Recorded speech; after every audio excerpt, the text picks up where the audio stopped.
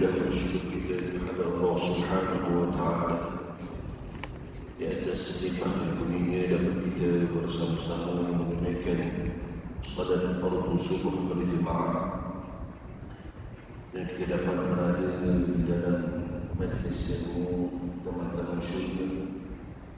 Moga Allah Subhanahu wa Ta'ala serta sentiasa memberi kepada kita taufik dan hidayah. Moga Allah Subhanahu wa Ta'ala memberi keberkatan dan kerahmatan di dalam kehidupan kita. InsyaAllah moga Allah Subhanahu wa Ta'ala mengampunkan dosa-dosa kita semua, insyaAllah. Jadi sebelum kita memulakan kitab kita ini, kitab Safinatul Najah, marilah kita sama-sama menghadiahkan surah Al-Fatihah kepada musannif kitab ini. Al-Fatihah. A'udzu billahi minasyaitonir rajim. Bismillahirrahmanirrahim. Alhamdulillahi rabbil alamin arrahmanir rahim maliki yaumiddin. Iyyaka na'budu wa iyyaka nasta'in. Ihdinas siratal mustaqim. Shiratal ladzina an'amta 'alaihim ghairil maghdubi 'alaihim waladdallin. Kitab kita Safinatul Najah, yang mana sebelum ini kita telah membincangkan tentang fardhu wudu ataupun rukun wudu, dan kita telah bincangkan apakah dia makna niat dan apakah dia makna tertib. Maka baru ni ada soalan daripada jemaah. Soalan itu begini: bagaimanakah keadaan seseorang itu? Contohnya, dia telah mengambil wudu, maksudnya start daripada muka sampai ke kaki. Jadi selepas dia membasuh kaki tersebut, tiba-tiba tengah dia baca doa, dia melihat ada liquid ataupun cat di tangannya. Dia melihat ada liquid ataupun cat di tangannya, sedangkan masa itu dia niat keluar dari mulut dah selesai betul. Jadi dia melihat liquid dan cat tadi ini, bagaimanakah keadaan dia?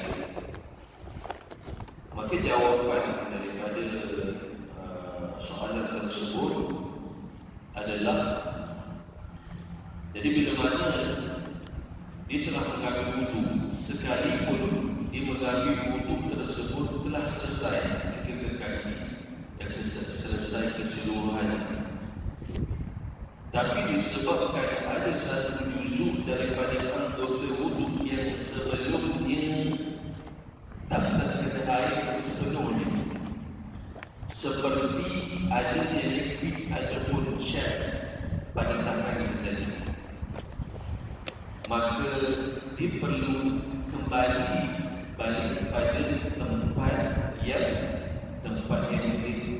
tidak sempurna lagi basuhannya, dengan maksud dia kena kembali, dia kena betulkan sehingga bersih, dan kemudian dia mulakan kembali basuhan dia pada anggota tangan yang pada anggota yang dia terlihat liquid dan cat tersebut. Maka basuhan dia adalah basuhan kali pertama, disebabkan basuhan yang sebelum ini basuhan yang tidak sempurna. Maka basuhan yang kembali lagi tadi itu adalah basuhan yang pertama. Dibasuh dari pertama, maka disunatkan untuk tambah basuhan yang kedua dan yang ketiga. Dan ada perincian yang ulama mengatakan, apabila contoh ini telah selesai ambil wudu tadi, maka ketika mana dia nak kembali balik kepada basuhan tangan ini, dia kena hadirkan niat wudu kembali. Dia kena hadirkan balik niat wudunya, kerana tadi telah selesai. Jadi bila mana dia nak kembali balik kepada basuhan tangan tadi, maka dia perlu hadirkan balik niat yang dia sedang berwudu. Itu adalah soalan yang ada pada terjadi yang ditanya oleh para jemaah. Dan insyaAllah hari ini kita akan masuk kepada faslun fi ahkamil miyahi. Ay hadha faslun fi bayan ahkamil miyahi. Bermula ini ialah satu fasal pada menerangkan hukum-hukum air. Maka di dalam kitab ini musannif hanya sebut secara ringkas sahaja dalam kitab Safinah An-Najah. Maka disebut dalam kitab ini qala al-mu'allif rahimahullah ta'ala wa nafa'ana Allah bi'ulumihi wa 'ulumikum wa 'ulumi sa'iri salihin fi darain amin ya rabbal alamin. Al-ma'u qalilun wa kathirun. Al-qalil ma duna qullatayn wal kathiru qullatan fa akthar. Al-qalil يتنجس بوقوع النجاسة فيه وإن لم يتغير والماء الكثير لا يتنجس إلا إذا تغير طعمه أو لونه أو ريحه أو كما قال. Disebut di dalam kitab ini terjemahan bagi bahasa ini adalah al-ma'u bermula air itu sama ada qalilun sedikit wa kathirun ataupun banyak. Al-qalil maka yang sedikit itu apa? Ma duna qullatayn adalah sesuatu yang kurang daripada 2 kuala. Wal kathirun adapun dan banyak pula qullatan fa akthar adalah 2 kuala ataupun lebih. Jadi sedikit itu kurang daripada 2 kuala dan banyak itu adalah 2 kuala ataupun lebih. Al-qalil ay al-ma'ul qalil bermula air yang sedikit itu yatanajjasu biwuqu'in najasati fihi menjadi najis ia dengan terjatuhnya najis ke dalam diri air. Wa illam yataghayyar sekalipun air tersebut tidak berubah. Wal ma'ul kathir dan bermula air yang banyak itu la yatanajjas tidak menjadi najis air illa melainkan idza taghayyara ta'amuhu apabila berubah oleh rasanya atau launuhu ataupun warnanya atau rihuhu ataupun baunya. Ini yang disebut oleh musannif rahimahullah ta'ala. Maka kita bincangkan di sini, maksudnya kita syarahkan bagaimana apa yang disebut oleh musannif di sini. Al-ma'u bermula air. Jadi bila mana disebut kalimah air di sini, maka air apa yang dimaksudkan oleh musannif? Seperti mana yang kita ketahui, air ini terbahagi kepada 4 bahagian. Di sana ada air mutlak, yang kedua ini ada air musta'mal, yang ketiga ada air mutanajis, yang keempat adalah air musyammas. Maka apakah dia air mutlak? Air mutlak adalah air yang tahirun mutahhirun, yang suci lagi menyucikan. Itu ialah air mutlak. Adapun air musyammas adalah air yang tahir ghairu mutahhir. Apa maksudnya? Air itu suci tetapi tidak menyucikan. Itu air musta'mal. Apa dia yang ketiga adalah air mutanajis, ma hadat lahu najasah, ma hadat lahu najasah, air yang terkena pada dia najis. Ini ada perincian sekejap lagi. Itu air bukan najis adalah air yang terkena najis. Al-ma'ul musyammas, dan yang keempat adalah air musyammas adalah air yang terkena cahaya matahari mengikut syarat-syarat yang tertentu. Maka yang dirujuk kepada kalam musannif di sini, al-ma'u di sini adalah air mutlak. Maka terkeluarlah air musta'mal. Maka ditanya, apakah air musta'mal? Air musta'mal ini adalah air basuhan wudu yang pertama. Air musta'mal adalah air basuhan wudu yang pertama.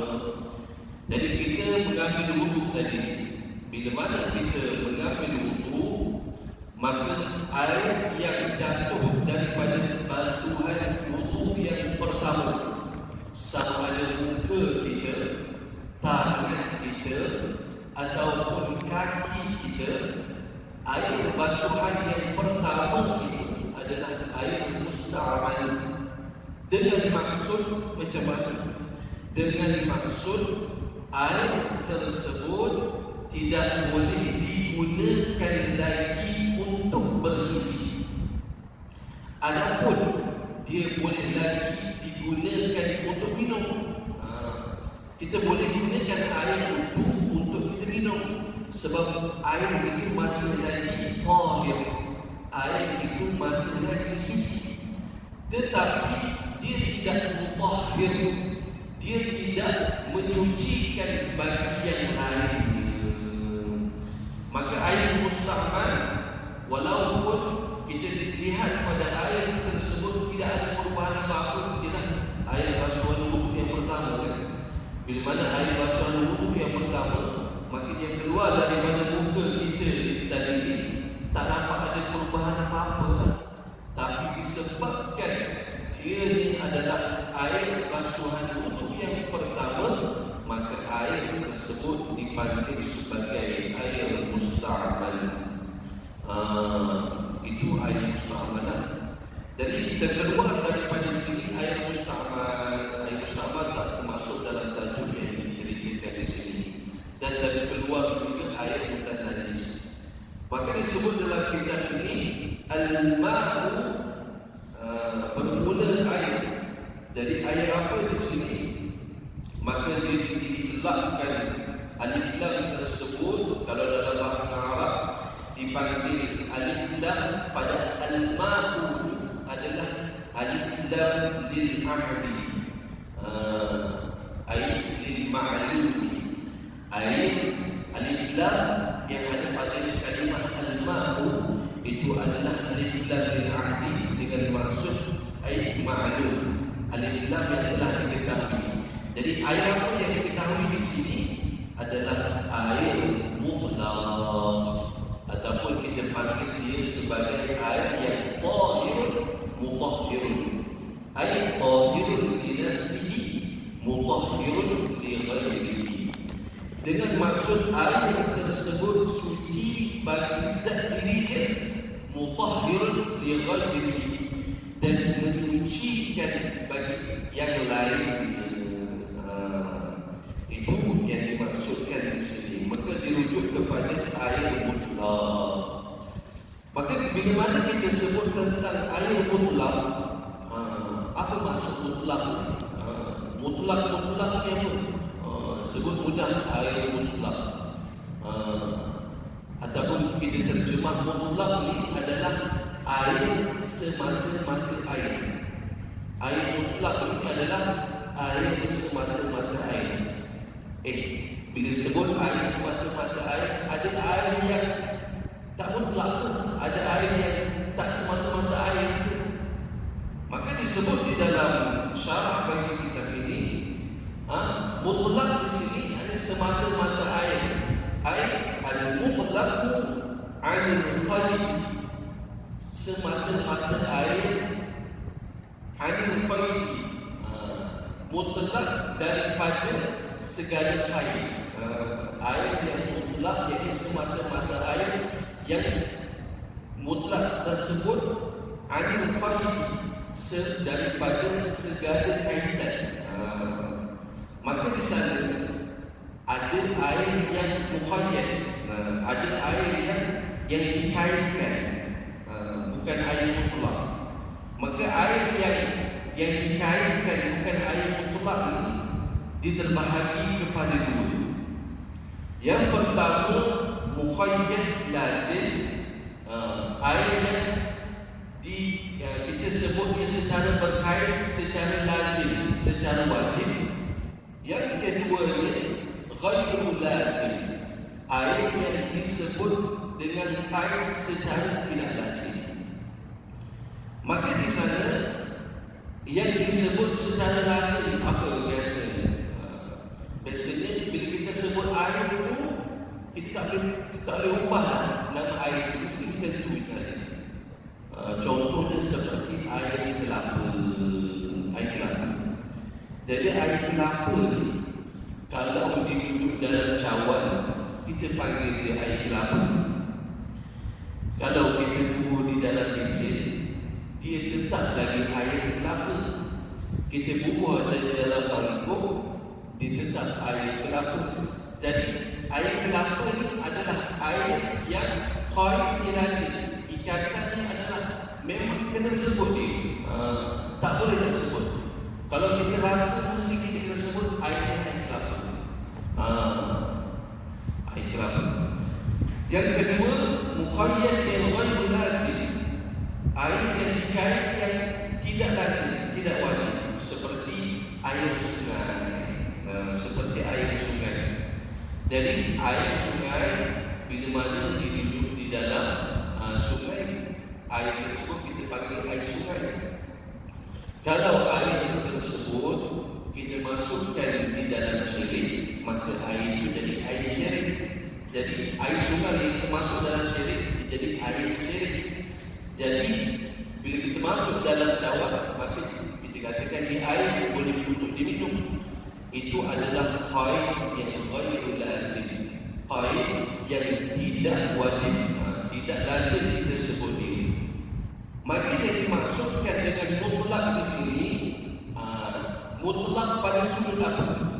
Mutlak pada sudut dia tidak berkait secara lazim. Mutlak pada sudut dia tidak berkait secara lazim. Jadi mutlak di sini dengan maksud semata-mata air yang terkeluar daripada qaid lazim, yakni air kelapa. Jadi air kelapa dia bukanlah air yang mutlak, sebab dia adalah air yang ada qaid lazim, yang ada kaitan pada air tersebut. Kita tak boleh sebut dekat air kelapa tadi ni air semata-mata, tak boleh. Mesti kita kena sebut dekat air kelapa tersebut, oh ini air kelapa, begitu. Maka disebut dalam kitab ini, jadi air mutlak tadi ini ataupun air yang tahirun tadi ini qalilun wa kathirun, dia ada sedikit dan ada banyak. Dengan maksud kalau kita bubuh dia di dalam cawan, contohnya air yang ada di hadapan kita ini, air di dalam botol ini, kita masukkan di dalam cawan, maka air yang di dalam cawan ini adalah air yang mutlak. Tapi air yang mutlak di sini adalah air yang sedikit lah. Dia sedikit, dikurang daripada 2 kolam. Dikurang daripada 2 kolam. Okey. Jadi air tadi ini terbahagi, air mutlak tadi ini terbahagi kepada 2. Yang pertama yang qalilun, sedikit. Yang keduanya kathirun, banyak. Jadi apakah dhabit? Apakah dhabit ataupun apakah dia punya catatan untuk mengatakan air itu sedikit ataupun banyak? Maka sedikit dan banyak tadi ini bukan melihat kepada pandangan mata kita. Oh, contohnya kita tengok air dalam cawan, oh ini air sedikit lah.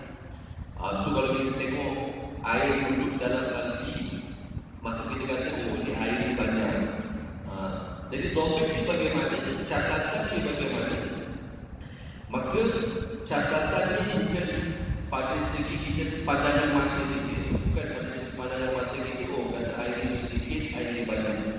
Tapi catatan bagi air sedikit dan banyak ini adalah merujuk pada yang disebut selepas ini yang ditentukan oleh para fuqaha. Jadi banyak dan sedikit pada air tersebut bukan ditentukan oleh pandangan mata kita. Oh air sedikit, oh air banyak.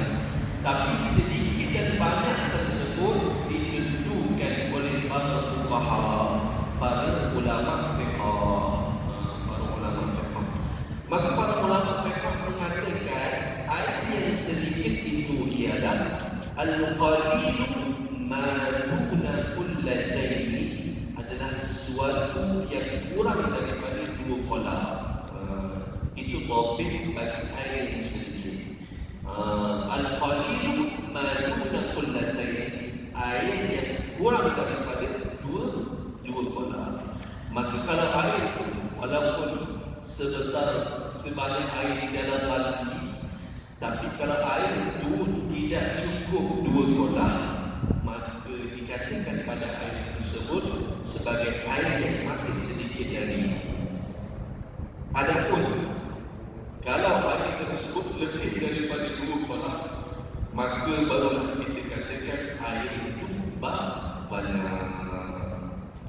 Maka di sini bagaimanakah kita nak topik macam bagaimanakah kiraan 2 kolam? Kalau dulu para ulama mengatakan khamsu mi'atin ridlin baghdadi, 500 kaki Baghdad.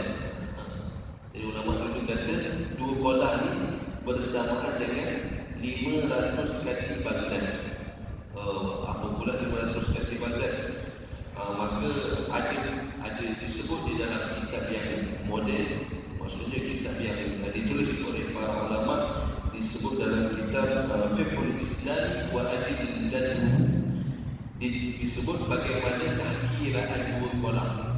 Jadi kiraan 2 kolam ini adalah bersamaan dengan 192.85 kg. Itu pada sudut timbangan berat dia. 2 kolam ini bersamaan 192 kg. 192.85 kg. 192 lah, 0.85. Itu kalau pada sudut timbangan kg dia. Adapun kalau pada sudut timbangan liter, 2 kolam ni macam mana? Kalau pada sudut liter adalah 270 liter. 270 liter. Oh, susah Ustaz. Susah. Nak kena timbang lah, nak kena ukur dia punya liter lah. Jadi macam mana nak mudah? Cara nak mudah. Macam mana cara kita nak tahu air 2 kolam? Kita tengok je, kita tahu dia 2 kolam atau tidak. Maka ulama mentafsirkan di sini adalah dengan cara kalau kita buat pada bentuk segi empat. Contohnya macam kolam kita dekat rumah, bentuknya segi empat. Dia ada lebar, ada panjang, ada lebar, ada kedalaman. Maka ukuran yang para ulama mengatakan dia panjangnya adalah 1/1/4. 1/4. Jadi 1/2 dari ini, 1/2 tambah 1/4. Okey, panjang. Jadi contoh kita ambil panjang ni lah. Okey, ini pada sudut lebar ni. Pada sudut lebar 1/1/4. Dan dia punya lebar ni samalah. Belah kanan ke, belah kiri ke, belah depan ke, belah belakang ke. Okey, semuanya 1/1/4. Okey, pada sudut dalam ni macam mana dalam ni? Dalam ni pun sama, 1/1/4. Sinilah. Contohnya macam ni, dia punya dalam ni macam ni. Okey, lebar ni 1/1/4, dalam dia 1/1/4. Kalau air tu penuh keseluruhan kolam tadi, 1/1/4 tadi, maka air tersebut dikira lebih daripada dua kolam. Itu kalau ini, jadi kita senang nak tengok. Contohnya kita nampak ada kolam. Jadi kolam dekat rumah kita tadi ni, contohnya kolam yang tinggi lagi lah. Maka dalam kolam tersebut kita ukur, air ni cukup 2 kolam. Mengikut kiraan dia lah 1 hasta 1/4. Kita bayangkan cukup 2 kolam. Jadi ada permasalahan lah. Kalau air yang tak cukup 2 kolam, dia masuk najis, tak kira lah najis tersebut merubah air ataupun tidak, maka air yang kurang daripada 2 kolam tadi akan menjadi najis. Berbeza dengan air yang cukup 2 kolam. Berbeza dengan air yang cukup 2 kolam. Jadi air yang cukup 2 kolam, kalaulah masuk najis di dalamnya, masuk najis ke dalamnya, tetapi air tersebut tidak berubah, maka air tersebut masih lagi sebagai air mutlak. Dengan maksud kita boleh gunakan dia untuk bersuci dan kita boleh guna untuk kita minum air tersebut. Adapun air yang kurang daripada 2 kolam tadi ini, bila mana termasuk sahaja najis ke dalam dia, maka tidak boleh lagi kita minum, tidak boleh lagi kita gunakan dia untuk bersuci, kerana air itu telah menjadi air hutan najis. Itu sebab itu dicerita pasal 2 kolam di sini. Jadi itu pada sudut panjang dan lebar. Jadi kalau untuk yang segi 4 petak, 1 hasta 1/4. Adapun kalau baldi tersebut ataupun kolam tersebut berbentuk bulat, macam apa? Kita ada contohnya tong sampah besar. Jadi tong sampah tu bersih lah. Tong sampah besar. Jadi tong sampah tersebut berbentuk bulat. Macam mana kita nak tahu air itu lebih daripada 2 kolam? Dengan cara adalah dia punya bahagian bulatan itu adalah 1 hasta. Adapun dalam bagi air tersebut adalah 2 hasta. Jadi kalau contohnya macam ni, tapi dia kecil lah. Contoh kita bayangkan air tersebut berada dalam bentuk silinder macam ni, seperti tong sampah tadi ni. Jadi panjang daripada sini ke sini adalah 1 hasta. Sini ke sini 1 hasta, sini ke sini 1 hasta. Maksudnya dia bulat betul-betul lah, bukan bujur dan sebagainya. Jadi kalau begini, dia punya, nak tahu dia cukup 2 kolam atau tidak, panjang bagi bulat tadi ni mestilah 1 hasta, dan ke dalam dia mestilah 2 hasta. Maka kalau kita tengok air dalam keadaan begitu, dia lebih 1 hasta, dalam dia lebih 2 hasta, maka kita tahulah air tersebut merupakan air yang cukup 2 kolam. Maka di sini musannif tersebut wal kathiru kullatani fa akthar, dan bermula air yang banyak itu adalah 2 kolam ataupun lebih sedikit, kurang daripada 2 kolam, seperti mana yang kita sebut tadi lah, demikiannya. Adapun air yang banyak adalah air yang lebih daripada 2 kolam.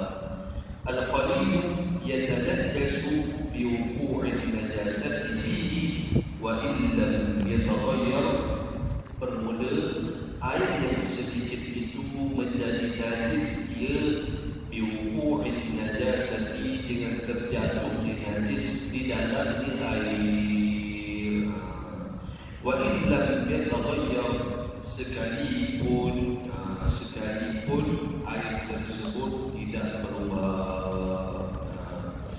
Jadi sedikit masih lagi. Jadi air yang sedikit, apabila najis masuk ke dalamnya, ke dalam air tersebut, sekalipun air itu tidak berubah, maka air itu tetap dihukumkan sebagai air yang terkena najis, air bukan najis. Ini pada masalah air. Jadi pada masalah air kita ada perbezaan antara air sedikit dan air yang banyak. Adapun pada masalah cecair, cecair contohnya kita masak gulai bukan air, tidak dikira sebagai ma'i dalam masalah ma'i cecair. Contohnya macam minyak, minyak masak bukan air, di minyak dipanggil sebagai cecair. Yang ada perbezaan hanya adalah pada air sahaja. Maksudnya kalau sedikit hukumnya begini, kalau banyak hukumnya begini. Adapun cecair ataupun ma'ir,